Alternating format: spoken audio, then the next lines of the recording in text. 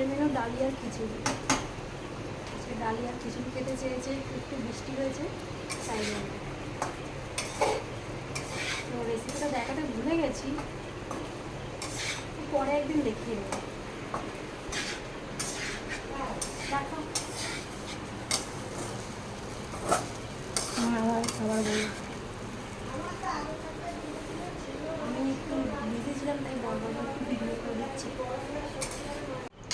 এটা জল ঢেলে দিয়েছি, এবার এটা আস্তে আস্তে হবে, এটা হতে থাক।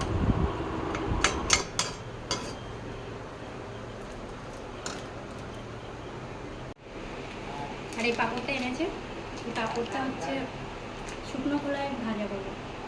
শুকনো পাঁপড় খেতে হেভি লাগে তেলের থেকে, একদিন তোমরা করে দেখবে।